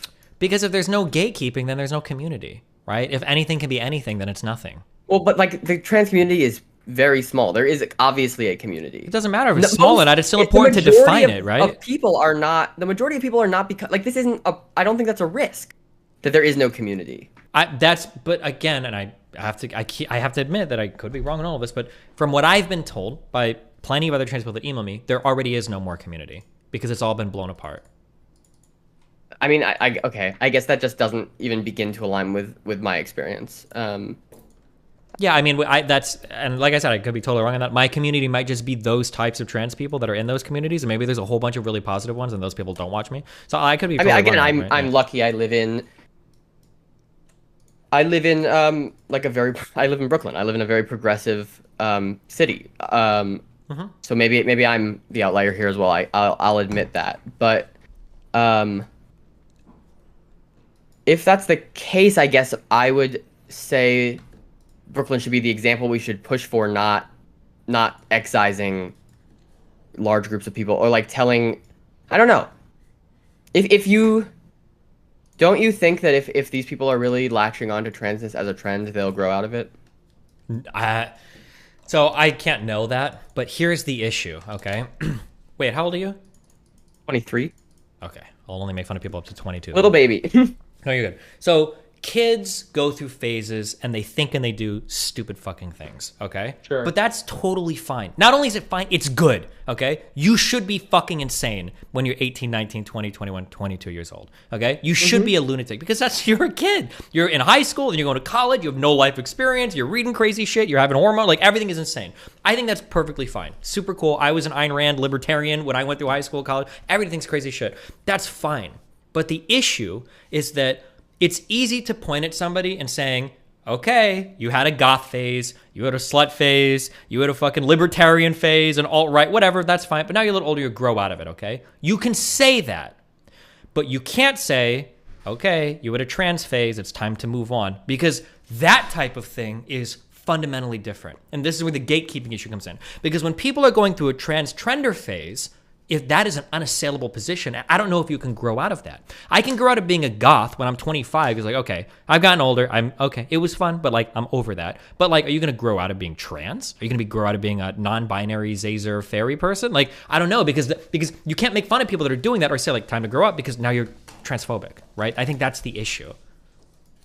So here's my take that I've now just formulated in my head. Sure. I think that a lot of these people are experiencing some internal experience of being trans, but that they are either young or stupid and have been afforded a loud voice online, or both, and are not articulate, and their understanding of gender as a socio-political entity is so misinformed that they are communicating their experience incorrectly, and that if they don't grow out of being trans, they will grow out of being unable to articulate it. Yeah, maybe. But I mean, even when I look at the people that are supposed to be articulated correctly, they like Demon Mama. If I were to take like Demon Mama is one of the dumbest women I've ever seen on the internet. But she's like, I'm pretty sure she actually is doing HRT and everything. But like when I listen to her talk, this doesn't sound like a trans person. This sounds like somebody who's heavily confused. Listening to her talk to Riley was one of the most mind-blowing like I've ever heard in my entire life. How the fuck are you trans? You've never thought about like any of these things ever. Very stupid and not understand how social theory works. Sure, but I mean, like these still are like know that when you take hormones, it makes you feel better. Potentially. But then, so here are like other really difficult conversations is like, is there even a space for us to explore why those are making somebody feel better? Or will you instantly be called transphobic just for even entertaining that question, right? My answer would be that those hormones either alleviate a physical manifestation of dysphoria or allow you to be perceived and witnessed as the gender you identify as. Maybe. Feel internally. What would, like, you think... What maybe kind it's of the idea. Maybe are it's you worried that we're not entertaining? Well, like maybe it's the idea of like joining a community online that makes you feel like unique and special. Maybe that's what makes you feel better. And finally, starting that medication is like the final like confirmation or validation you need that you're part of that community, right? That's a conversation that you couldn't even begin to have without being labeled severely transphobic. It's like the worst. Well, thing it's interesting because I think that being a part of community is a part of performing gender. When it comes to trans stuff, I would heavily disagree, but... Yeah, so, okay. What do you think gender is? Gender seems to be an outward expression of actions that align with, I guess, in our society, one of two or maybe more like archetypes that exist that we call either male or female, and you could probably, or man or woman, or you could expand these probably mean like tomboy or a twink or whatever too. It depends on how far you want to define it, but so like collections of behaviors, basically, yeah. Categories. Yeah, where behaviors can also be defined as like wearing certain clothes and jewelry and everything else. Yeah. Sure. Linguistically, it's a category, right? Well, everything linguistically is technically a category, right? Sure. But I would say that like those gender performances. Human. Yeah, those gender performances though, I think are pretty heavily rooted like biologically. Like they tend to, like, women tend to act a certain way as part of the performance of their gender, but that performance oftentimes is not 100% explained, but can be largely explained, at least in part, by their sex, I would say. And then some can be totally not explained by sex. So, for instance, like women being dainty versus men can be partially explained by the fact that they have that they're just smaller than men generally. But women having long hair and men having short hair, there's probably no explanation for that. But like these would be two examples of like gender performances, or two different parts of a gender performance. Sure. I think men can be dainty, which is, so it's interesting that it could be, yeah. That's not part of what's thought of as the typical. No, absolutely, but I guess I don't know if I agree that that's stemming really biologically. Well, when I say you just mean small. No. Like, when I say dainty, I mean the whole of everything it means to be dainty. So that usually, people are more likely to be dainty if they're small. Probably, and in general, women are more likely to be small. Yeah, that's what I mean. Yeah, this is all like on a big spectrum, right? So it's not going to be 100% lining up or anything, but like in general, yeah. I guess I agree with you that at some point, a lot of the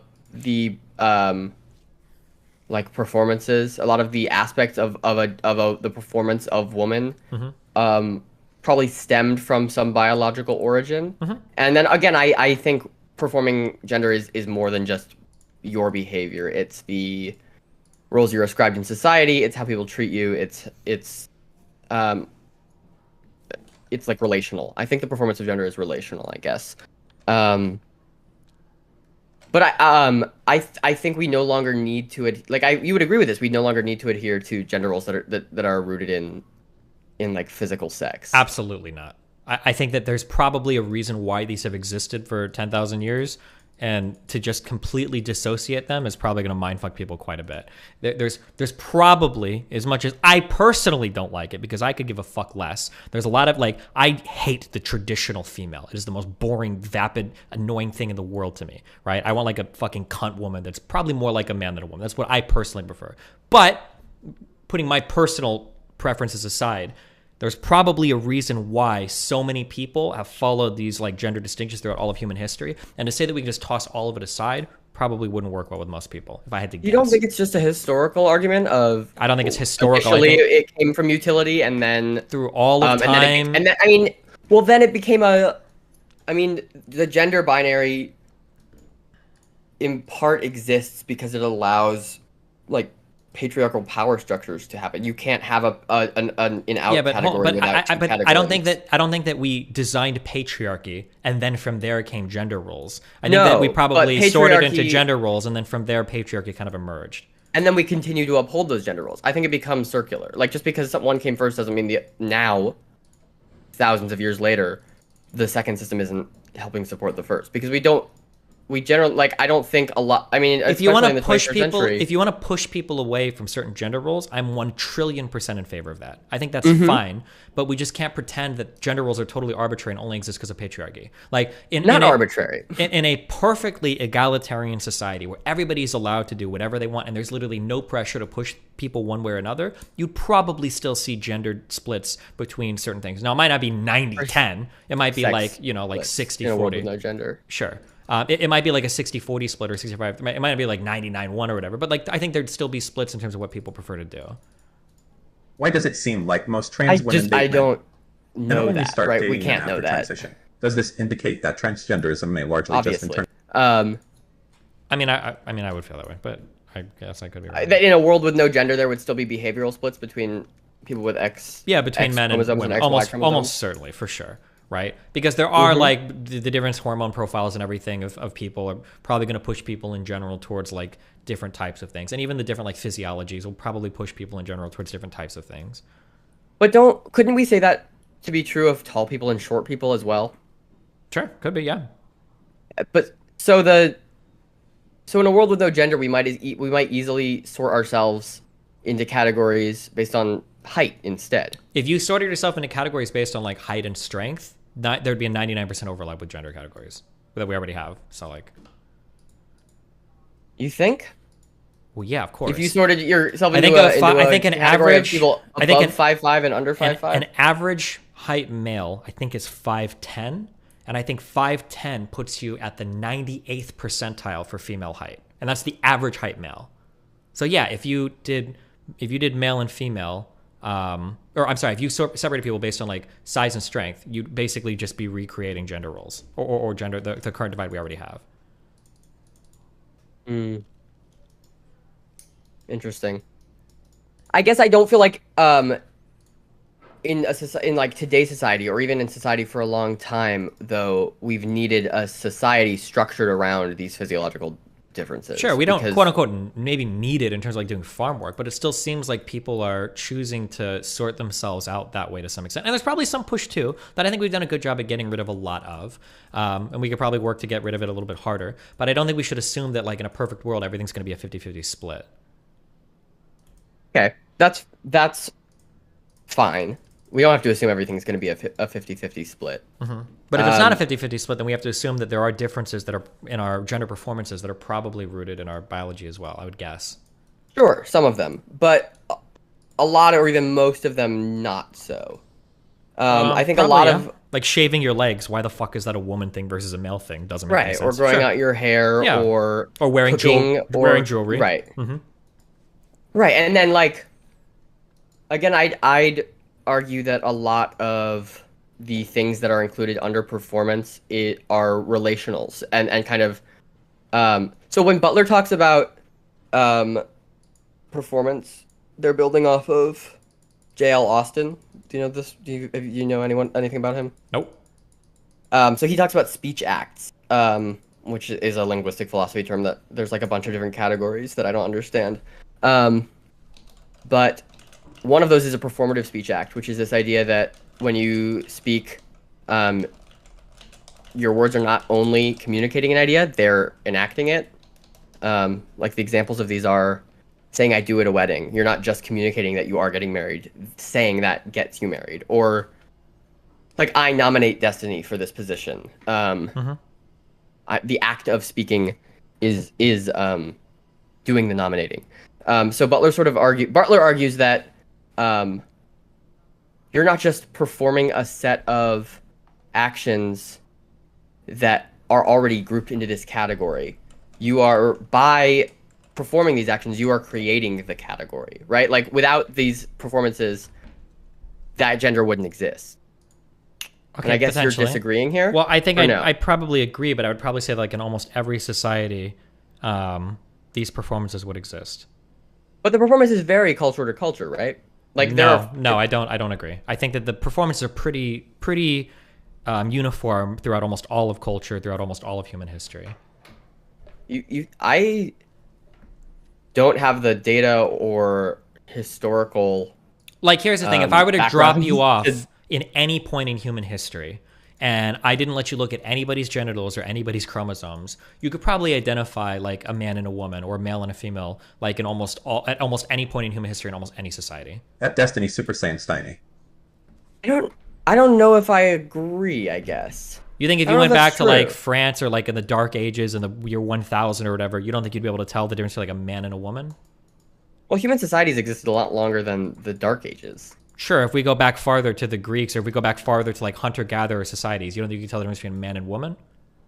I think we could. Well, I would be able to tell the difference because I'd be ascribing current day gender values onto these people, but the role they'd play in their society would be would be totally different. I think even the role that they play in society is probably going to be pretty consistent. Women are almost always probably going to be like the ones taking care of children. Men are probably always going to be the ones fighting war or doing like manual labor. These are probably going to be pretty consistent throughout all of human history, right? I don't know if that's true. I mean, it feels cliche to cite like indigenous community. I think a lot of indigenous communities have had really different relationships. I mean, and I know you've said recently on stream that you don't like believe the claim that there have been societies with multiple genders. Yeah, I don't really not in the way that people present it, but like indigenous I think communities. Two-Spirit specifically is a really bad example, and I think there are. But real quick, for indigenous communities, you're never having indigenous communities warring with each other like the women are the warriors. That's never happening. You might see a little bit. Absolutely. I don't know, but women don't have the capacity to fight physically the same way that men do. I know that's true because of those societies. But they can fight and die. Like there have been societies with female warriors. What? Maybe some, but generally you don't want them fighting because they're going to be way worse at it. If the other tribe is fighting with men and you're fighting with women, you're probably not in a good spot to be in.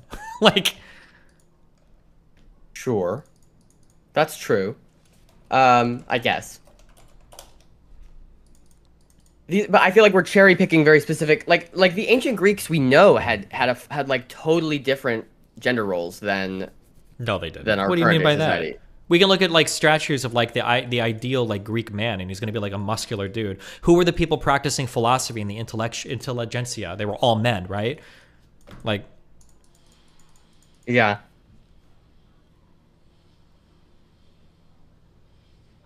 So your argument is